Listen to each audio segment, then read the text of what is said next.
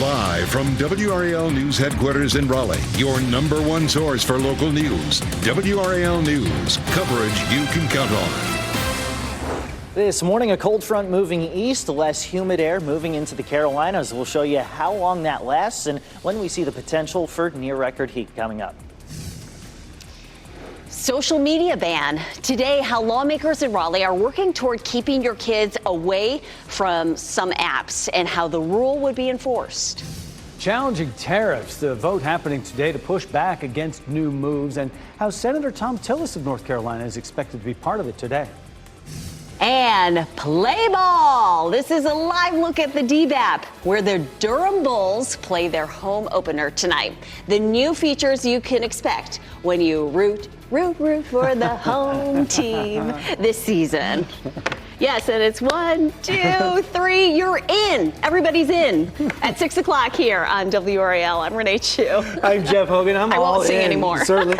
Why not? I feel like I need some Cracker Jacks. That's right. Get me in the spirit. Yeah. Get out to hope springs eternal whenever baseball season starts on your home diamond. You know.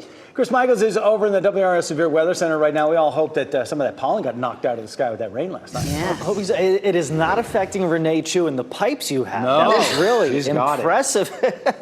Start out with a live look over North Hills this morning. We've got the clear sky and humidity levels starting to drop. It's making things feel a little more pleasant out there. Notice that Roxborough's already down to 50 degrees. Raleigh's at 58. Clinton, Goldsboro, you're a little more humid, so you're starting out with temperatures in the low 60s.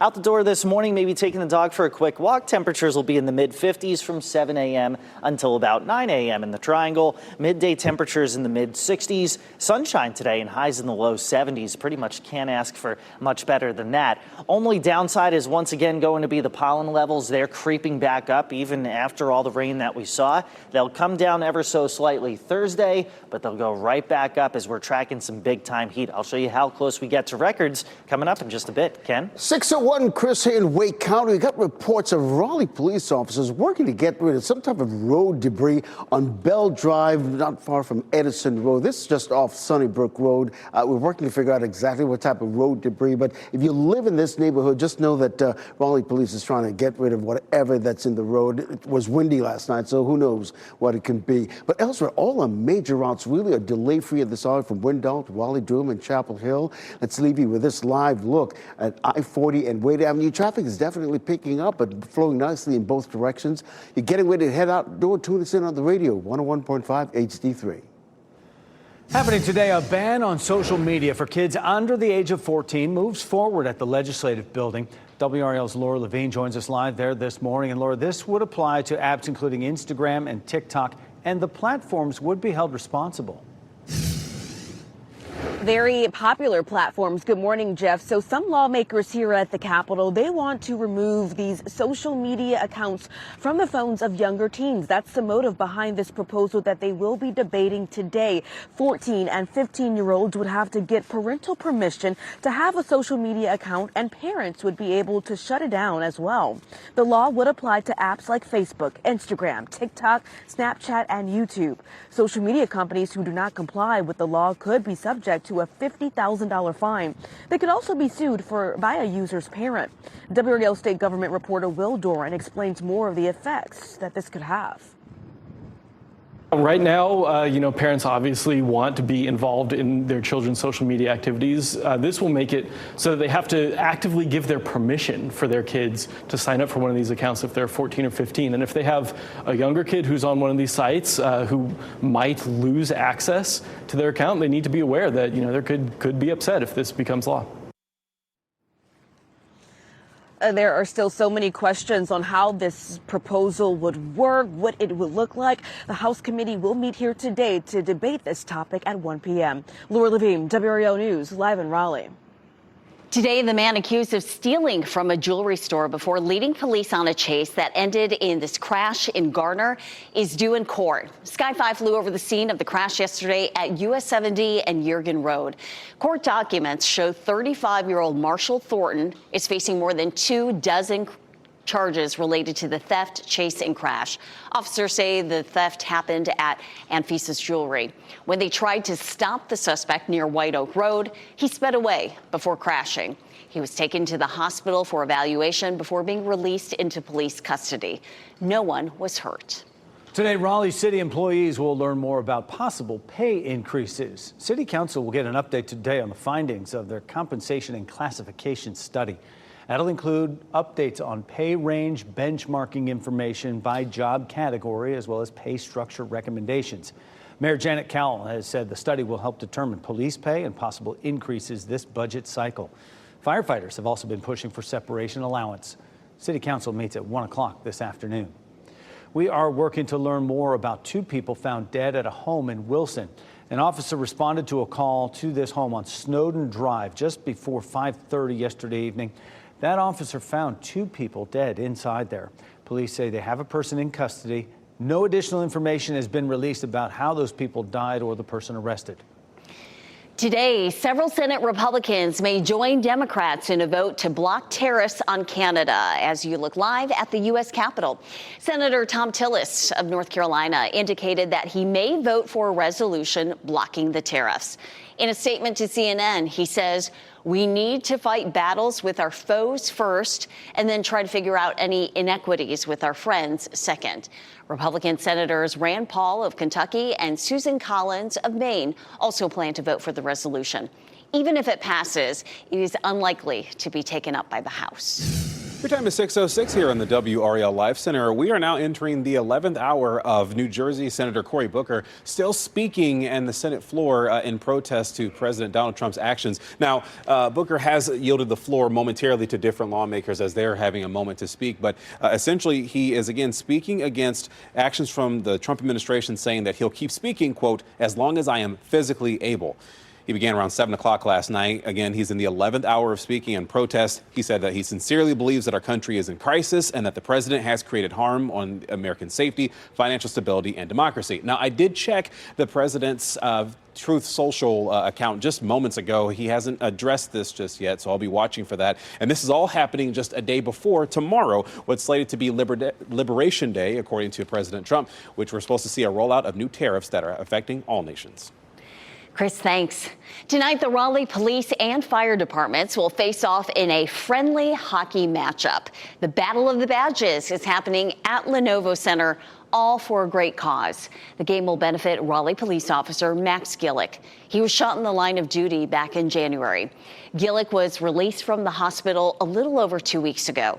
Now, fellow officers and firefighters hope to raise money for his family to help cover the medical bills. So we like to get off the streets, so to say, and into these different venues that we can to interact with each other, to help each other, to show people that we're normal people. Lenovo Center doors open at 6. The game starts at 7 tonight. The public is invited and donations will be accepted. All proceeds will benefit Officer Gillick. Today, special elections are happening in Wisconsin and Florida. The race for a state Supreme Court seat in Wisconsin is drawing national attention. President Donald Trump and Elon Musk have taken particular interest in this race, which will shape the court in this key battleground state. In Florida, the congressional seats vacated by Republicans Matt Gaetz and Mike Waltz are up for vote. Both of them left to join the Trump administration, though Gaetz later withdrew his nomination. Democrats are hopeful they can turn those districts blue. Tonight, the stands at the DBAP will be full for the first time this season. You're looking live at the stadium where the Bulls will be playing their home opener tonight. WRAL's Kelsey Coffey joins us live from the ballpark. And Kelsey, the fan experience is getting an upgrade this year. Yesterday, tonight, the Bulls are returning to the DBAP, and you may be able to see some of this setup here as the staff is preparing for opening night. They have some people already here with the leaf blowers out, getting rid of all of that pollen in the stands. But this year, fans can expect an enhanced experience with new technology across the stadium. More than 5,000 square feet of new LED lighting and an updated sound system. The Bulls are going head-to-head against the Sugar Land Space Cowboys tonight. They're hosting them in a 6-game series that will run through Sunday. Fans can enjoy 3 fireworks shows this opening week, tonight, tomorrow, and Friday. Be on the lookout for new food items at the concession stands this season. Fans can try out a rotating menu every week. One of the things we've done is created a triangle stand, which will have some rotating foods. In this first week, there's going to be some pretzel themed. So we've got the burger. I'm excited about a pretzel charcuterie tray. So it is charcuterie laying in a large pretzel. Now that sounds pretty good. So if you want more information about tickets this season, just go to our website, WRAL.com. And you can also find out the time for the first pitch, which is going to be tonight at 6:35. Coming up in the next half hour, we'll have a live interview with the interim GM of the Bulls, so you can find out more about your experience tonight. Kelsey Coffey, WRAL News, live in Durham. She had me at pretzel charcuterie tray. WRAL will be at the DVAP all day, showing you all the fun ahead of the game. Look for updates on WRAL News from 4 to 7:30 this evening. 10 after 6 says the time right now on our Tuesday. Back from space. We're back to actually, share our story with so many people. The astronauts who were in space for nearly 10 months are back on solid ground. What they have to say about their journey and what they missed most about Earth. Looking for answers. The family of a 12-year-old girl shot at a local carnival gives an update on her condition and their hope for an arrest. And stepping outside this morning, the air feeling a lot more refreshing. I'll show you how long that's going to last and where we see temperatures nearing 90 degrees later this week coming up. As you get into your car, tune to WRAL News Plus on your radio in Raleigh on 99.3 FM, in Durham 96.5 FM, and everywhere on 101.5 HD3.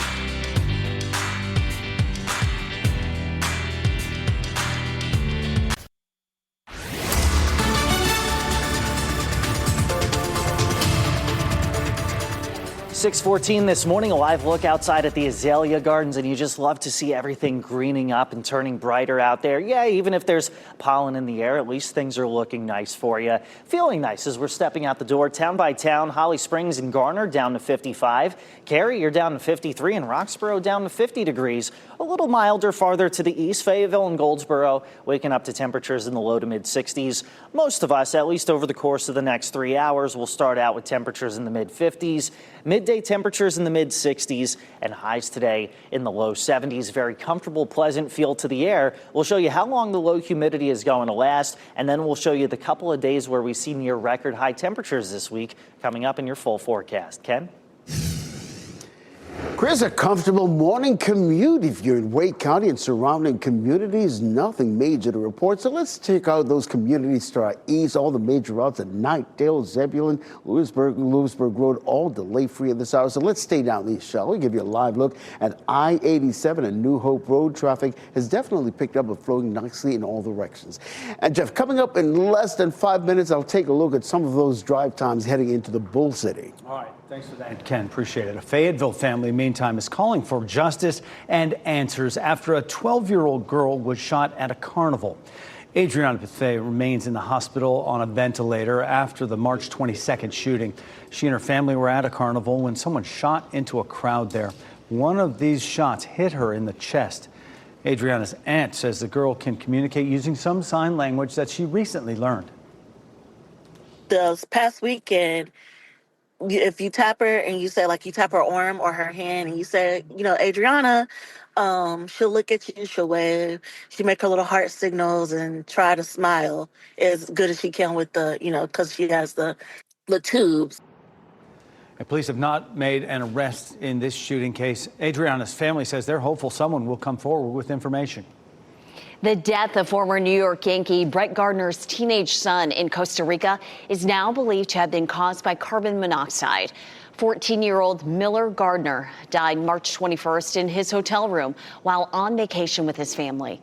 Investigators say a machine room next to his hotel room had some time of contamination that led to the carbon monoxide leak. They say they need to wait for final toxicology results to give an official cause of death.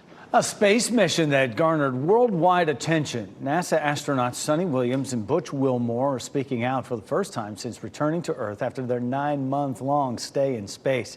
Michelle McConaughey is here now with their reaction and what they've been up to since returning home, Michelle. Yeah, I think they're just happy to be with their families, right? But what was supposed to be a week-long stay turned into a several months stay after spacecraft problems on their Boeing Starliner vehicle. This all happening during a June test flight to the International Space Station. So many began to question if they were stuck or stranded in space. Williams acknowledged that she and Wilmore knew going into the Starliner test mission that flying a new spacecraft was unique, but says there was never any question they were always coming back. At a press conference yesterday, they thanked NASA and their SpaceX crew that ferried them back to Earth. They also talked about who bears responsibility, and Williams said she could not wait to hug her husband and her dogs. Feeling good since we've been back almost 2 weeks now. Actually went out and ran 3 miles yesterday, so I will give myself a little pat on the back. Certainly there's responsibility throughout all the programs, and certainly you can start with me. Responsibility with Boeing? Yes. Responsibility with NASA? Yes. All the way up and down the chain. We all are responsible. We all own this. NASA officials say the thrusters on the Starliner, which were at the heart of the issue that stranded the astronauts, they are being modified. And coming up on Today, the astronauts will share more of their incredible journey back to Earth. That's coming up at 7:30 on Today. Michelle, thanks. Authorities say the rain that came through our area helped control wildfires burning to our west. Crews in South Carolina say the weather did help their effort against the Table Rock fires. Those fires have been burning for more than a week. Fallen trees from Helene have been helping to fuel the fires. The rain dampened the trees just enough so the fires can't spread, but they are still smoldering.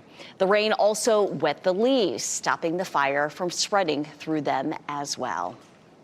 Meanwhile, the rain we saw last night, it did help to bust some pollen. Meteorologist Chris Michaels in the WRAL Severe Weather Center, and we'll take what rain we can get. It's been crazy to look up and just see that yellow tint in the sky from all that pollen, and thankfully a little break from that at least. Right now, starting out with a clear sky over RDU, where temperatures are in the upper 50s. The dew point is your measure of moisture. When that's in the 40s, it feels really nice out there. Midday temperatures, they'll be in the mid 60s, and then we make a run at the low 70s this afternoon. Not as warm, not as humid as what we saw yesterday. South Hill 67, Roanoke Rapids 64, Fayetteville 73, Southern Pines up to Raleigh about 71 degrees. Nice day to get outside, especially if you plan on going to the Durham Bulls home opener this evening. Fantastic weather at first pitch, 67 degrees. By the 7th inning stretch, probably in the low 60s. 9th inning, I say we're in the upper 50s, so maybe an extra layer couldn't hurt. And then the Carolina Hurricanes facing off against the Capitals tomorrow on WRAL. Heading into the Lenovo Center, we'll be in the mid 70s, and then coming out, hopefully with a Canes win, we'll be in the mid to upper 60s. And that warming trend is something that we'll see continuing as we go through the rest of the week. Low pressure digging into the southwest, high pressure rising over the southeast. So we're stuck in the middle of the two of them, and you see that southwest breeze blowing in some warmer than average air. In fact, so much so that we're looking at high temperatures, at least in the triangle, near 90 degrees Friday and Saturday, enough to either tie or break the previous records. All right, 7-day forecast here. We're looking at temperatures again in the 70s today and tomorrow, mid 80s by Thursday. Can't rule out a few stray downpours just with that heat and humidity. Better rain chance coming in for Sunday night into Monday morning. And then coming up in the next half hour, going to look beyond the 7-day forecast, see if the 90s make a comeback or if something totally different happens. I can't even get over those 90s. It's crazy, yeah, very early. All right, Chris, thanks. Hey, let's start outside, shall we? It feels comfortable outside. So is your morning commute. I-40 and Lake Wheeler Road traffic has definitely picked up, but flowing nicely in both directions. In terms of other major routes heading into the capital city, very little to no delays, whether you're coming in from Knightdale or Wake Forest, which is usually a troubled spot, nothing to report, so you'll get to wherever you're going on time. Similarly, in Durham, all the major routes are delay-free right now. Ken, thanks for that. Easing traffic woes, what Raleigh city leaders are considering today as they look to make life a little easier for people traveling around the Lenovo Center and the fairgrounds. And gas station mix-up, what caused dozens of drivers to get a bad fill-up at an Apex fuel stop, and what still needs to be done before it can fully reopen.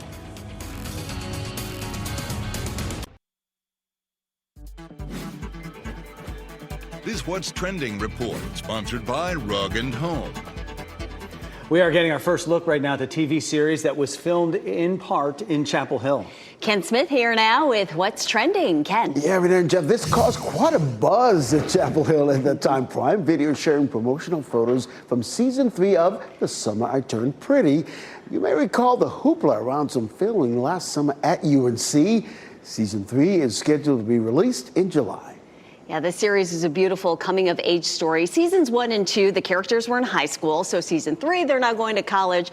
They shoot it at UNC, and they did some scenes at McCorkle Place and near the old well and inside some of the buildings. So I'm looking forward to seeing season 3 and seeing what I can recognize. There's a lot of hoopla for somebody right here. So we're all excited about the Bulls home opener, right? Well, let's go out west. Fans in Sacramento showing their support for the team formerly known as the Oakland A's. A sellout crowd of about 14,000 showed up at a minor league stadium that's the temporary home of the team now known simply as the Athletics. By the way, the Athletics lost to the Cubs 18-3. Not a good start for that, but fans hoping maybe they'll stay. I don't know. The Athletics, they've been talking about moving to Vegas for years, so they have 3 seasons in Sacramento in a minor league park before they get things, or until they get things squared away. Maybe go to Vegas. Who knows? Ken, thank you. Another record for Caitlin Clark, or rather this time for her rookie card. Look at this, a 1-of-1 card featuring her signature, sold at auction for $366,000, the most expensive women's sports card ever. The previous card was a Serena Williams card that sold for just over $266,000 back in 2022. A trip to the Final Four is a big deal for fans. Whether you're cheering from Durham, hitting the road for San Antonio, or anywhere in between, we want to see how you're supporting the Blue Devils. Send your selfies, videos, and pictures to WRAL.com/reportit. We'll share them here on TV and online. Storm damage. We'll take a look at some of the destruction the severe weather system that moved through our area left behind and to our west. And behind that system, nice and comfortable today, but you look ahead to the rest of the week and you see just how quickly temperatures rise. I'll show you why that's a fluke coming up in the extended forecast that goes beyond the 7-day. Back on the field, the Durham Bulls home opener is tonight. The team's interim general manager joins us live to talk about some of the new fun for fans at the DBAP this year.